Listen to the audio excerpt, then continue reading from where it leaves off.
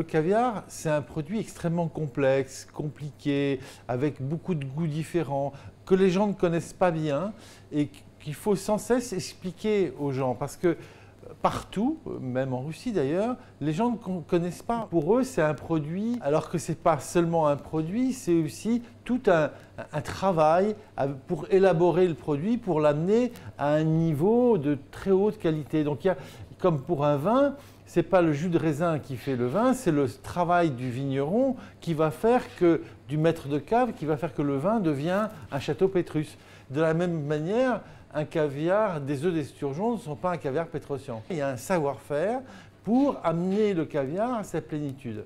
Alors, c'est quoi ce travail? C'est en fait une analyse du produit, c'est-à-dire qu'est-ce qui va jouer? C'est l'œil, parce qu'il y a une apparence du caviar qui va déterminer une certaine qualité.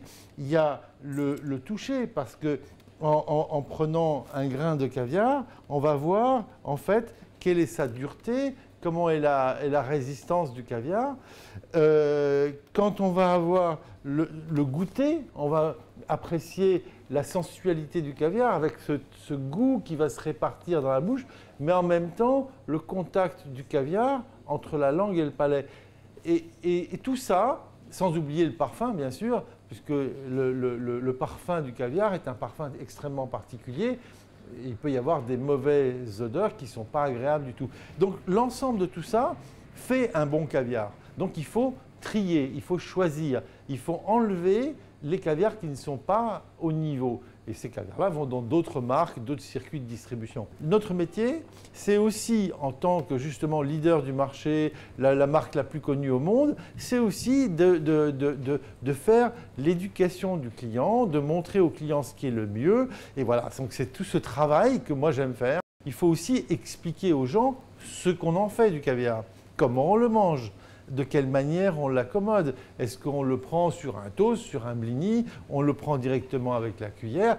Bon, évidemment, c'est la dernière solution qui est la meilleure. Il faut expliquer aux gens aussi comment on peut l'utiliser dans la cuisine traditionnelle. Par exemple, quand je vais en Chine, j'explique qu'on peut très bien accommoder le caviar aussi, par exemple, avec de la cuisine locale, c'est-à-dire avec des plats qui sont chinois, avec des choses qui sont comme par exemple les dim sum, comme par exemple des préparations avec des noodles, des pâtes. Donc on peut faire beaucoup de choses. Il faut aussi se mettre dans la culture et respecter les cultures. Parce que je crois que c'est aussi ce qui est important.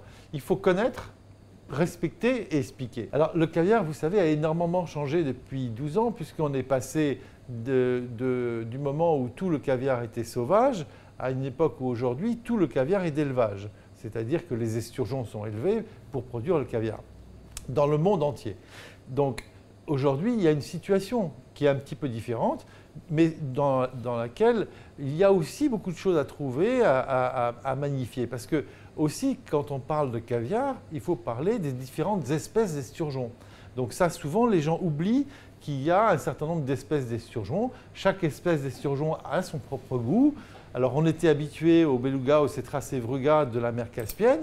Aujourd'hui, il y a toujours de l'ossetra, mais il n'y a plus de beluga, ou très peu. Donc, maintenant, on parle d'autres espèces. Il faut réapprendre, revoir, recommencer à montrer la magie du caviar sur la base du caviar d'élevage. Et il faut comprendre que quand on dit caviar d'élevage, ce n'est pas très juste. C'est caviar qui est issu d'esturgeons d'élevage.